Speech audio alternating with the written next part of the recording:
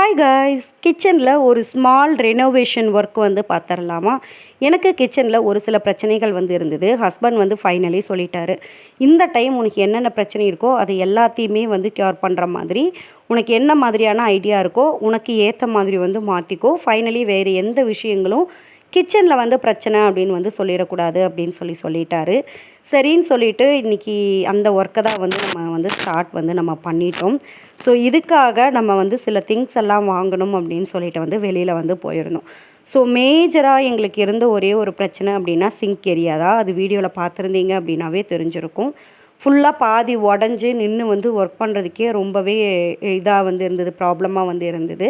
சரி, கடப்பாக்கல் இருக்கக்கூடிய சிங்க் வந்து நம்ம பார்க்கலாம் அப்படின்னு சொல்லிட்டு வந்து போயிருந்தோம். ஸோ அதில் நிறைய வெரைட்டி ஆஃப் சிங்க் வந்து வச்சுருந்தாங்க. அண்ட் ஃபைனலி நம்ம வந்து எந்த சிங்க்கை வந்து சூஸ் பண்ணணும், ஏன் சூஸ் பண்ணணும் அப்படிங்கிற எல்லாத்தையுமே இந்த வீடியோவில் நான் உங்ககிட்ட ஷேர் பண்ணிக்க போகிறேன். அந்த பிரச்சனை என்ன, அதுக்கான சொல்யூஷன் என்ன அப்படிங்கிறது எல்லாமே இந்த வீடியோவில் பார்க்கலாம் வாங்க. ஃபர்ஸ்ட் எனக்கு இருந்த ஒரு மேஜரான ஒரு பிரச்சனை என்ன அப்படின்னா சிங்க் ஏரியா தான். ஸோ எந்த அளவுக்கு வந்து இருக்குது அப்படின்னு வந்து பாருங்கள்.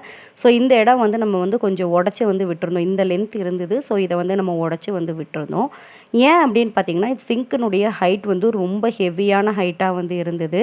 அண்ட் ஆழமும் ரொம்ப ஜாஸ்தி. அண்ட் சிங்க்கினுடைய அகலமும் வந்து பார்த்திங்க அப்படின்னா 2.5 அடிக்கு மேலே வந்து இருந்தது. ஸோ பைப்பில் வந்து நம்ம வந்து கழுவுறோம், பாத்திரம் கழுவுறோம் அப்படின்னா ரொம்ப பெண்ட் பண்ணி இருக்கிற மாதிரி தான் வந்து இருந்தது. ஸோ நம்ம கடைக்கு வந்து போயிட்டு வர்றதுக்குள்ளே மேஸ்திரி வந்து பார்த்திங்க அப்படின்னா எல்லா இடத்தையும் ப்ரொடெக்ட் பண்ணிவிட்டு, நம்ம சொல்லவே இல்லை, அவரே எல்லா துணியும் போட்டு எல்லாம் இது பண்ணிவிட்டு சைடில் வந்து காடி வந்து எடுத்து வந்து வச்சுருக்காரு. ஸோ எதுக்கு இந்த காடி அப்படின்னா, என்னுடைய செகண்ட் ஒரு ப்ராப்ளம் தான் ஸ்பேஸ் வந்து நம்மளுக்கு சுத்தமாக கிடையாது. இந்த 3 ஷெல்ஃப் தான் வந்து இருக்குது. ஸோ இந்த 3 இடத்துலையுமே வந்துட்டு நம்ம பொருள் எல்லாமே வச்சுக்கணும், க்ராசரி வச்சுக்கணும் அப்படிங்கும்போது ரொம்ப கஷ்டமாக இருந்தது. சரி, நம்ம வந்து வேறு எங்கேயாவது ஷெல்ஃப் வைக்கலாம் அப்படின்னா கண்டிப்பாக முடியாது. ஸோ இந்த இடத்துல ஒரே ஒரு சில்வர் ரேக் மட்டும்தான் வந்து வச்சுருந்தோம். மற்ற எல்லா பொருளையும் இந்த மாதிரி மேலே லாப்பில் போட்டு ஒரு துணி போட்டு வந்து மூடி வந்து வச்சுருந்தோம், புழங்காத பாத்திரங்களை. ஸோ நம்ம வேறு எங்கேயுமே வந்துட்டு ஆணி வந்து அடிக்கவும் முடியாது, ஷெல்ஃப் வந்து வைக்கவும் முடியாது. எல்லா இடத்துலையுமே எலக்ட்ரிக்கல் வந்து ஒர்க் வந்து போயிட்டுருக்கு. ஸோ இந்த இடத்துல மட்டும் ஒரு கார்னர் ஷெல்ஃப் வந்து வைக்கலாம் அப்படிங்கிற மாதிரி ஒரு தாட் வந்து இருந்துகிட்டே இருக்குது. மேக்ஸிமம் ஃப்யூச்சரில் தேவைப்பட்டால் வைக்கலாம் அப்படிங்கிற மாதிரி வந்து பார்த்துருந்தோம்.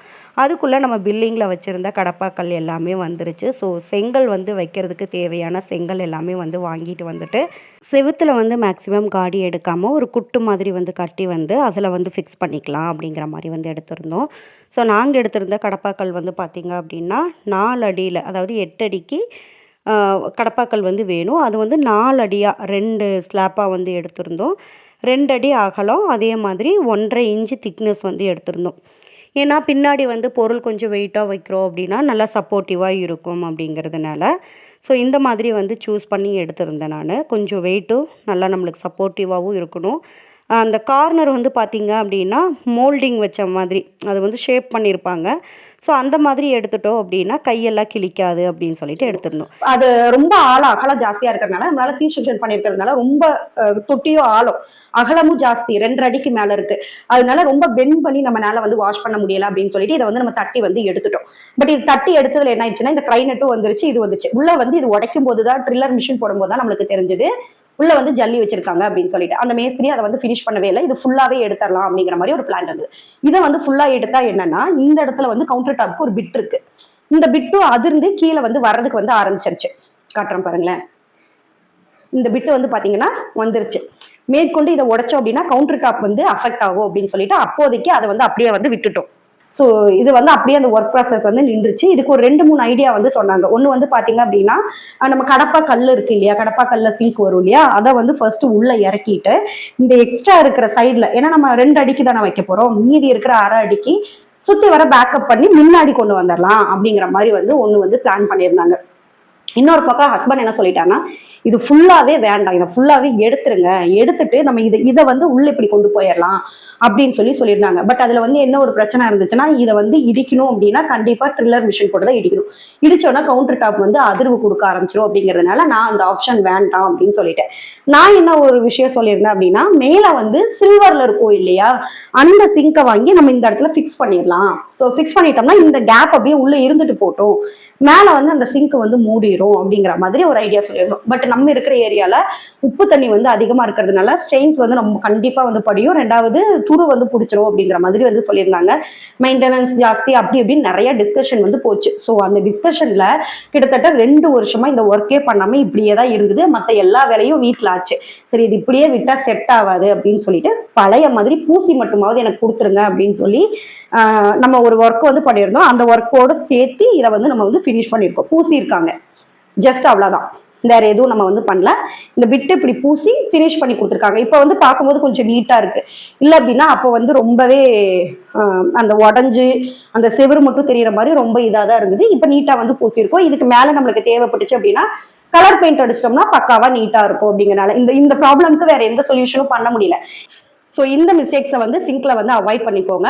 வீடு கட்டும் போது ப்ராப்பரா என்ன மாதிரி சிங்க் வைக்க போறீங்க, எந்த டைரக்ஷன்ல வைக்கணும், பர்மனண்டா கரெக்டா வந்து ஃபிக்ஸ் பண்றீங்களா அப்படிங்கறது எல்லாத்தையுமே வந்து ப்ராப்பரா வந்து சூஸ் பண்ணிக்கோங்க. சில்வர் அண்ட் இப்போவுமே அதுலயுமே கொஞ்சம் கலர் வைஸ் இருக்கிற மாதிரிலாம் நிறைய சிங்க் அட்வான்ஸ்டா வந்து வந்துருச்சு. உங்களுக்கு எது கன்வீனியன்ட்டா இருக்கும்னு பார்த்துக்கோங்க. ஏன்னா நம்மளுக்கு பாத்திரம் கழுவுறதே ஒரு பெரிய ப்ராசஸ். ரொம்ப நேரம் நின்று நம்ம கழுவணும். ஸோ கால் வலியும் முதுகு பெண்ட் ஆயிடுச்சு அப்படின்னா பேக் பெயின் வரதுக்கான நிறைய சான்ஸ் வந்து இருக்கு. ஸோ அந்த மிஸ்டேக்ஸை அவாய்ட் பண்ணிக்கோங்க. அண்ட் செகண்டரி மிஸ்டேக் வந்து என்ன அப்படின்னா அதே மாதிரி என்னுடைய மேஜர் ப்ராப்ளம் கவுண்டர் டாப் தான். கவுண்டர் டாப் வந்து பாத்தீங்க அப்படின்னா நார்மலா 2 அடி இருக்கலாம். அது வந்து ஆவரேஜ். ஒரு ஸ்டவ் வைக்கலாம், பக்கத்துல சின்னதா ஒரு கரண்டி தட்டு அந்த மாதிரி வைக்கிற மாதிரி தான் இருக்கும். நீங்க வந்து ஸ்பேஸ் நிறைய வேணும், எனக்கு நிறைய திங்ஸ் வைக்கிற மாதிரி வேணும் அப்படின்னு நீங்க ஒரு 2 அடி 3 அடி அந்த மாதிரி வச்சீங்க அப்படின்னா நல்லா நின்று வந்து குக் பண்ண முடியாது. ரொம்ப இடிக்கிற மாதிரி வந்து இருக்கும். இந்த அகலம் வந்து ரொம்ப இல்லாம வந்து பாத்துக்கோங்க.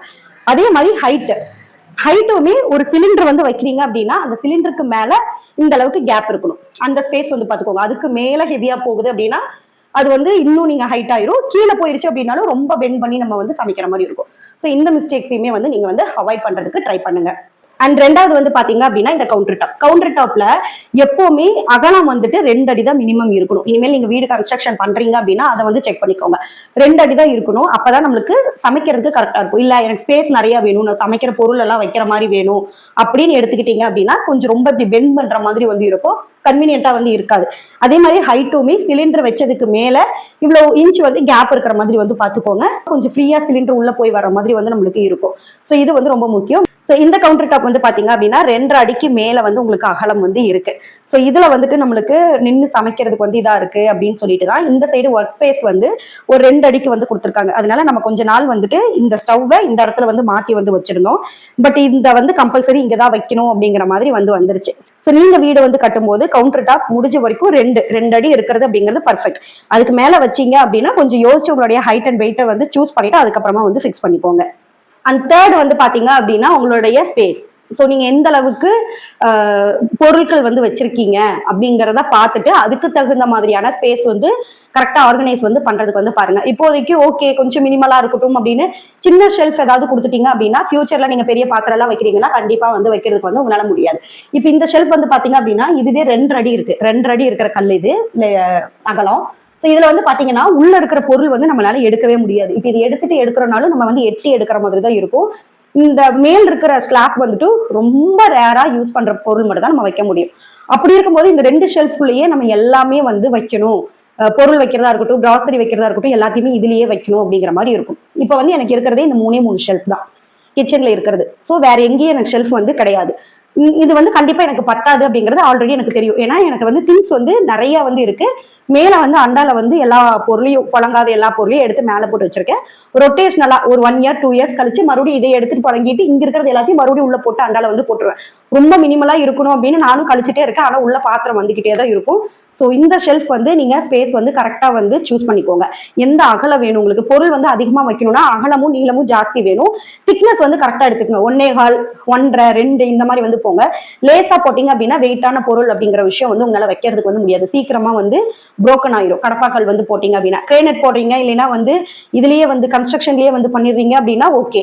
அதர்வைஸ் இந்த மாதிரி இருந்துச்சு அப்படின்னா வெயிட் வந்து தாங்குற மாதிரி வந்து பாத்துக்கோங்க. ஸோ இந்த இடத்துல வந்து கடப்பாக்கள் வந்து ஃபர்ஸ்ட் வந்து நம்மளுக்கு இல்ல, வெறும் எம்டி பிளேஸா தான் இருந்தது. ஸோ இந்த இடத்துல நம்ம வந்து ஒரு கடப்பாக்கள் வந்து போட்டிருக்கோம். வேற எங்கேயும் நம்மளால வைக்க முடியாது அப்படிங்கிறதுனால. அண்ட் இது வந்து பாத்தீங்க அப்படின்னா 8 அடி 2 அடி அகலம் வந்துட்டு இருக்கு. 1.5 இன்ச் திக்னஸ்ல கார்னர் வந்து ஃபினிஷிங் பண்ண மாதிரி மோல்ட் பண்ண மாதிரி வந்து நம்ம எடுத்திருக்கோம். ஏன்னா அப்பதான் அந்த கார்னர் பீஸ் வந்து நம்ம ஏதாவது பொருள் எடுக்கிறோம் வைக்கிறோம் அப்படின்னா கையில எதுவும் காயம் படாம கரெக்டா இருக்கும் அப்படிங்கிறதுனால எடுத்து வந்து வச்சிருக்கோம்.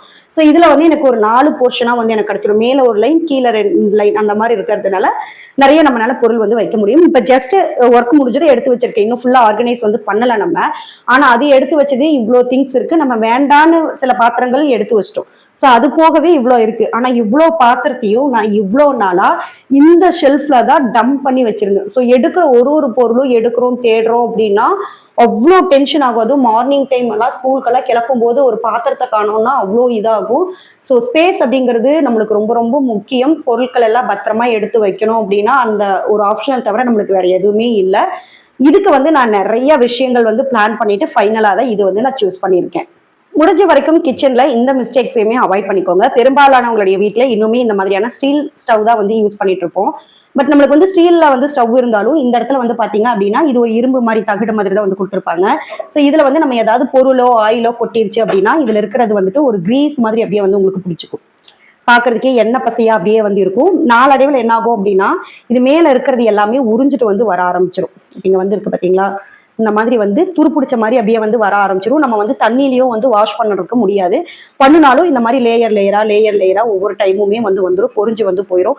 பார்க்கறதுக்கே நீட்டா வந்து இருக்காது. கண்டிப்பா கொஞ்சம் ஒரு மாதிரியா தான் இருக்கும் பார்க்கறதுக்கு. ஸோ இந்த மிஸ்டேக்ஸை கண்டிப்பா அவாய்ட் பண்ணிக்கோங்க. ஏன்னா இது நீங்க வாஷ் பண்றீங்க, அந்த சின்ன சின்ன தகடு இருக்கு அப்படின்னா நீங்க குக் பண்ணும்போதோ வாஷ் பண்ணும்போதோ அது கையில வந்து நிறைய கிழிக்கிறதுக்கான சான்சஸ் வந்து இருக்கு. இதுக்கு பதிலா நீங்க சில்வர்லயே இந்த மாதிரியான ஸ்டாண்ட் அப்படிங்கிறது வருது. ஸோ அதை வந்து நீங்க யூஸ் பண்ணி வந்து பாருங்க. நீங்க பித்தளையில இந்த மாதிரிலாம் இருக்கு அப்படின்னா பிரச்சனை இல்லை. பட் இந்த மாதிரி தகடு இரும்புல எல்லாம் வச்சிருக்கீங்க அப்படின்னா இந்த துருப்பிடிக்கிற பிரச்சனையும் கையில காயங்கள் ஏற்படுறதுக்கான வாய்ப்புகளும் வந்து இருக்கு. உங்களுடைய கிச்சன்ல அந்த ஒரு விஷயத்தையுமே அவாய்ட் பண்ணிக்கோங்க. எனக்கு இருந்த ஒரு சில பிரச்சனைகளை எப்படி கம்மியான அமௌண்ட்டில் வந்துட்டு ரெனோவேஷன் வந்து பண்ண முடியும் அப்படின்னு சொல்லி பார்த்து தான் இந்த விஷயங்கள் எல்லாமே நான் பண்ணினேன். கீழே வந்து கடப்பாக்கல் போடுறதுமே பல தடவை நிறையா விஷயங்கள் யோசித்து பார்த்து தான் நான் வந்து பண்ணினேன்.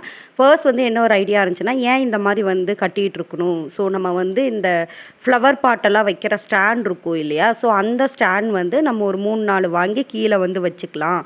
ஸோ இந்த அமௌண்ட் அதை வந்து நம்ம டேலி ஆயிரும், பட்ஜெட் ஃப்ரெண்ட்லியாகவும் இருக்கும் அப்படிங்கிற மாதிரி வந்து நான் யோசிச்சிருந்தேன்.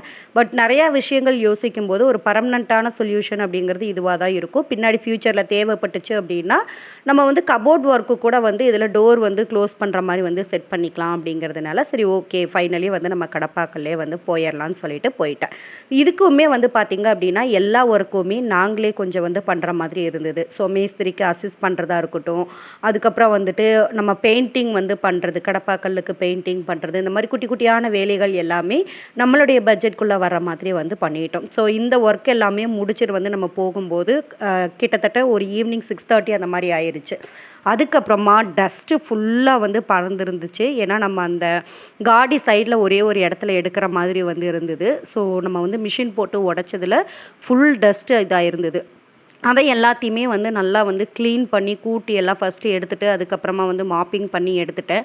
வீடு வந்து கண்டிப்பாக கழுவணும். ஸோ திருப்பி நம்மளுக்கு நாளைக்கு ஒரு ஒர்க் இருக்குது அப்படிங்கிறதுனால நம்ம தொடச்சி மட்டும் விட்டுறலாம் அப்படின்னு சொல்லிட்டு தொடச்சி மட்டும் நான் விட்டுட்டேன். அதுக்கப்புறம் வெளியே எல்லாமே வந்துட்டு போர்ட்டிக்கோ ஃபுல்லாக தண்ணி ஊற்றி நல்லா கழுவி வந்து விட்டாச்சு. ஏன்னா அந்த இடத்துல தான் வந்து நம்ம கலவை வந்து போட்டிருந்தோம். ஸோ அதனுடைய அழுக்கு எல்லாமே நிறையா இருந்ததுனால எல்லாம் வாஷ் பண்ணி வந்து முடிச்சாச்சு. இது வந்து முடிக்கும் போதே வந்து பார்த்திங்க அப்படின்னா கிட்டத்தட்ட ஒரு 8:30 மணி அந்த மாதிரி வந்து ஆயிடுச்சு. ஸோ நிறைய ஒர்க் இருந்ததுனால நைட் டின்னருமே நம்மளால் எதுவும் வந்து ரெடி பண்ண முடியல. ஸோ ஹோட்டல்ஸே நம்ம போயிடலாம் அப்படின்னு சொல்லிட்டு விட்டாச்சு. இந்த ஒர்க்கெல்லாம் கம்ப்ளீட் பண்ணி நம்ம பார்த்ததுக்கப்புறம் தான் அப்பாடா அப்படிங்கிற மாதிரி திருப்தி இருந்துச்சு. எதுவுமே அரேஞ்ச் பண்ணல. எவ்வளோ டஸ்ட்டாகவும் கல் மண் இருந்ததும் இந்த அளவுக்கு க்ளீன் ஆகிருக்கு அப்படின்னா இதுதான் ஒரு விஷயம். இந்த பிட்டு ஒர்க் மட்டும் நாளைக்கு வந்து பண்ணணும் அப்படிங்கிற மாதிரி வந்து ஒர்க் வந்து இருந்தது. ஸோ பார்க்கும்போது எனக்கு அப்பாடா ஓகே நம்மளுக்கு ரொம்ப நாள் வந்து பெண்டிங்கில் இருந்த ஒரு ஒர்க்கு வந்து கம்ப்ளீட் ஆயிடுச்சு அப்படின்னு நிறைவாக வந்து இருந்தது. நெக்ஸ்ட் டே மார்னிங் வந்துட்டு பாத்திரம் எல்லாமே தனியாக எடுத்து வாஷ் பண்ணி எடுத்து வந்து வச்சுட்டேன். 2-3 நாள் வந்து ஆச்சு செட் ஆகிறதுக்கு. ஸோ அது வரைக்குமே நம்ம வந்து டெய்லியுமே காலையில் அண்ட் நைட்டு 2 நேரமுமே வந்துட்டு நம்ம தண்ணி வந்து விட்டுருந்தோம். அந்த கட்டின அந்த திட்டு எல்லாத்துக்குமே. அதுக்கப்புறம் பாத்திரம் மேல இருக்கிறது, கீழ இருக்கிறது எல்லாத்தையுமே எடுத்து நம்ம நல்லா வெயில்ல காய வச்சு, வாஷ் பண்ணி வெயில்ல காய வச்சு நம்ம எடுத்து வந்து வச்சாச்சு. இத வந்து ரீஅரேஞ்ச் மட்டும் வந்து பண்ணி வைக்கணும். ஸோ எந்தெந்த பொருளெல்லாம் ரொம்ப யூஸ் பண்ணாம துரு புடிச்ச மாதிரி இருக்கு, சின்னதா பாத்திரங்கள்ல வெடிப்பு விட்டுருக்கு அப்படிங்கிறது எல்லாத்தையுமே பார்த்துட்டு, மினிமலா இருக்கிற மாதிரி வந்து எடுக்கணும் அப்படின்னு சொல்லி பிளான் பண்ணியிருந்தேன். இது அவுட்டர் பாத்ரூம். இதுக்குமே நம்ம 2 டோர் வந்து போட வேண்டியதா இருந்தது. ஸோ இரும்பு டோர் தான் வந்து போட்டிருந்தோம். கிட்டத்தட்ட இதுக்கு வந்து ஒரு ரூ. 6,500 போல வந்து செலவு வந்து ஆச்சு. இதுக்கப்புறம் என்னுடைய கிச்சன்ல நான் என்னென்ன மாதிரியெல்லாம் ஆர்கனைஸ் பண்ணி வைக்கிறேன், என்ன ப்ராடக்ட் யூஸ் பண்ணுறேன் அப்படிங்கிறத நெக்ஸ்ட் வீடியோவில் உங்ககிட்ட நான் ஷேர் பண்ணிக்கிறேன். ஒரு சிஸ்டர் வந்து ஹோம் டூர் வந்து போடுங்க அப்படின்னு சொல்லி கேட்டிருந்தீங்க. ஸோ மற்றவங்களுக்காக இல்லாமல் உங்ககிட்ட எப்போ அமௌண்ட் இருக்கோ அப்போல்லாம் நீங்கள் வீடு கட்டுறீங்கன்னு சொல்லி ஷேர் பண்ணியிருந்தீங்க. ஸோ நீங்கள் எப்படி இருக்குன்னு பார்க்குறதுக்காக போடுங்கன்னு சொல்லியிருந்தீங்க. சீக்கிரம் அதையுமே வந்துட்டு உங்களுக்கு அப்டேட் வந்து பண்ணுறேன்.